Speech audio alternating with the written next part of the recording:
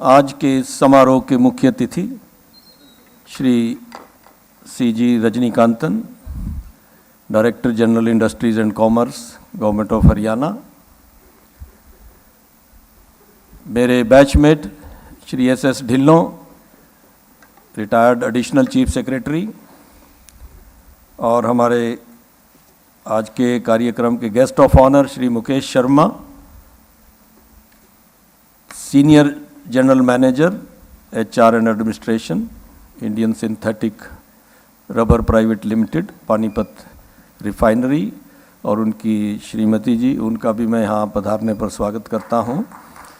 और जो भी महानुभाव हमारे विशेष अनुरोध पर आज इस कार्यक्रम में आए हैं, मैं उन सभी का यहाँ अभिनंदन एवं स्वागत करता हूँ। ये हमारा संस्था का 7वां वार्षिक कार्यक्रम है और ये इसमें अगर आप ध्यान से देखें तो ये 2 थीम्स तो शुरू से ही चलते ही हैं और ये चलते रहेंगे जब तक कुछ सुधार नहीं होता। अब रोड सेफ्टी अवेयरनेस है। आप जानते हैं कि कितने एक्सीडेंट्स होते हैं गलत गाड़ी चलाने की वजह से। कई शराब पीकर गाड़ी चलाते हैं, लापरवाही से गाड़ी चलाते हैं। आप कितनी भी सावधानी से गाड़ी चलाइए, किसी दूसरे की गलती से आपकी मौत हो सकती है। हेलमेट नहीं बच्चे पहनना पसंद करते हैं। हेलमेट ऐसे सोचते हैं भी जैसे कि इसमें सरकार का फ़ायदा या हेलमेट बेचने वाली कंपनियों का फ़ायदा है। और सबसे ज़्यादा मौत हेड इंजरी से होती है। मौत भी नहीं होगी, वो मौत से भी बुरा उसका हालत हो जाती है, ब्रेन डेड हो जाता है, या ब्रेन हेमरेज जहाँ हुई, वो ब्रेन में चोट लगी, वो बिस्तर पे ही पड़ा आदमी कई सालों से। एक बच्चा मैंने हिसार में देखा, 20 साल वो बेड रिडन रहा, 20 साल घर पे। और उसकी माँ की हिम्मत देखिए, उसने उसको बेड सोर नहीं होने दिए 20 साल में। नाली से उसको खाना देते रहे। वो बच्चा जवान उसी में हो गया, पड़े पड़े अब 2 साल पहले उसकी डेथ हुई। तो ये बड़ा ट्रेजिक हो जाता है कि आप कोई एक एक्सीडेंट हो गया, पूरा परिवार तबाह हो जाता है। अभी 2 दिन पहले मैं एक रिश्तेदारी में गया, पता चला एक 35 साल का जवान लड़का, 2 छोटे छोटे बच्चे, अपनी बहन के यहाँ से कोई गिफ्ट उसको दे के, जैसे हमारे संधारा बोलते हैं, दे के आ रहा था। दिन दहाड़े कोई ट्रक मार गया 10 बजे और किसी ने उठाया नहीं उसको। वो ज़्यादा एक्सेसिव ब्लीडिंग की वजह से उसकी डेथ हो गई। तो हमें ये सावधानी रखनी पड़ेगी। स्पीड ठीक है, स्पीड थ्रिल्स बट किल्स। आप खून दीजिए बट सड़कों पे नहीं। तो ये चीज़ें हमें लगातार इन पे फोकस करना। और ये जो हमारा कार्यक्रम में साथ में हमने कल्चरल प्रोग्राम रखा है, वो हम रखते इसीलिए कि भी गानों के बहाने, फिल्मी गानों के उसमें ऑडियंस थोड़ी देर बैठ सकती है और उसके दौरान हम ये मैसेजेस जो हैं कुछ भी लोगों के माइंड में रजिस्टर कर जाएं तो हमारा अभियान सफल हो जाएगा। उसके बाद एक दूसरा और भी ज़्यादा इम्पोर्टेंट है, क्लीन एनवायरनमेंट। इतना पोल्यूशन हो रहा है, सांस लेना मुश्किल हो गया। और ख़ासकर जो ऐसे इंसान हैं पर जिनको कोई अस्थमा की बीमारी है, कोई और दिक्कत है, उनको तो सांस लेना बड़ा मुश्किल हो जाता है। और औरों के लिए, औरों को भी हो जाएगा। जितनी ज़्यादा पॉल्यूशन हो रही है, कहीं स्टबल बर्निंग है, ज़मींदार करते हैं। अब उसका ज़मींदार भी वो अकेले नहीं ब्लेम कर सकते कि उसका उनको समाधान अगर दें तो ज़मींदार की भी पराली का अगर कुछ को कोई पैसे 2-3 हज़ार रुपये 1 एकड़ के मिलने लग जाएं तो कोई नहीं जलाएगा पराली। तो उसको इंतज़ाम, ऑल्टरनेटिव उसके हमें ढूंढने पड़ेंगे। और दूसरा, पेड़ लगाने हमें चाहिए। पेड़ आप जितने ज़्यादा से ज़्यादा पेड़ लगाएंगे वो हमारा अभियान है। हम भी, हमारी संस्था भी 200-300 पेड़ हर साल हम लगाते हैं पब्लिक प्लेसेस में। तो ये एक बहुत बड़ा कंट्रीब्यूशन है। और दूसरे, मैं हमेशा अपील करता हूँ कि आप पेड़ लगा नहीं भी सकते, कम से कम उनको नुकसान मत पहुँचाइए, काटिए मत। कई आपको देखेंगे नीम का पेड़ है छोटा सा, उसकी जो भी जाएगा दांतुन तोड़ के ले जाता है।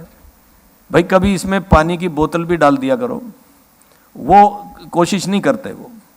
तो ये जो चीज़ें हैं ये हमें देखनी पड़ेंगी। और जैसे अभी बताया कि जो क्लीन एयर, ये फंडामेंटल राइट है हर एक आदमी का। It's a part of our right to life and liberty, जो आर्टिकल 21 गारंटी करता है कॉन्स्टिट्यूशन का। तो ये हमें देखना कि हम पॉल्यूशन ना फैलाएं, अब जहाँ भी देखते हैं कबाड़ इकट्ठा किया, उसको आग लगा दी, वो कितना पोल्यूशन फैलाता है। और अब एक अभी वह सबसे बड़ा जो पॉल्यूटेंट आ रहा है, अब दिवाली आ रही है। जब रामचंद्र जी आए थे, जिसकी उपलक्ष्य में दिवाली मनाएगी, लोगों ने घी के दिए जलाए थे। अगर आप में हिम्मत है, आप देसी घी के दिए जलाइए ना, जो 700 रुपये 750 रुपये किलो मिलता है। और नहीं तो सरसों का तेल के ही जला दीजिए।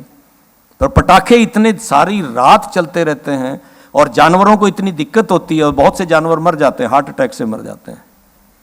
और वो पोल्यूशन आप घर के आगे बजा रहे हो, वो पोल्यूशन आपके घर में ही तो वापस आ रहा है। सांस आप उसको इनहेल कर रहे हैं।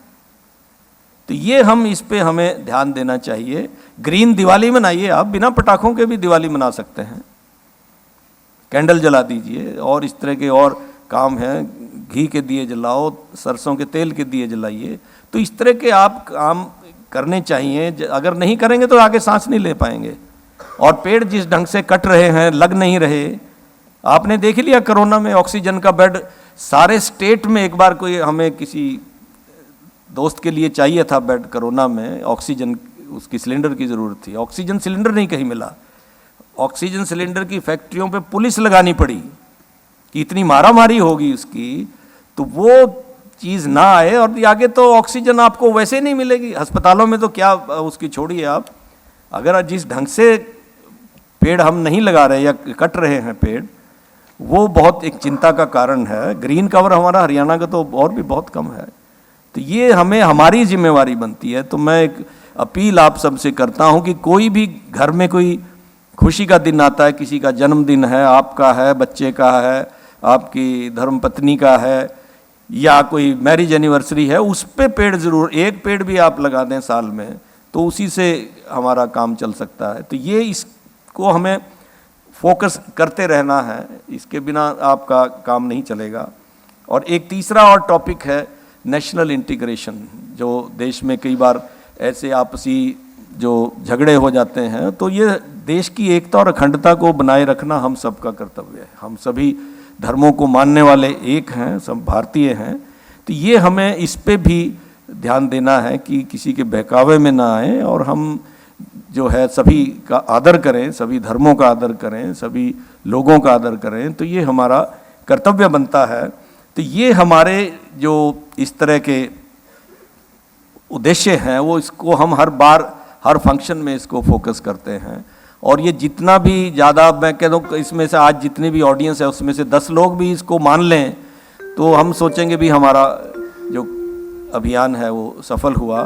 तो मैं आप सभी से अनुरोध करता हूँ कि हम इस पे ध्यान दें, इन चीज़ों पे। और ख़ासकर जो भी गाड़ी खुद चलाते हैं, तो गाड़ी आप अपनी तरफ से तो कम गारंटी लें भी हम तो ठीक चलाएंगे।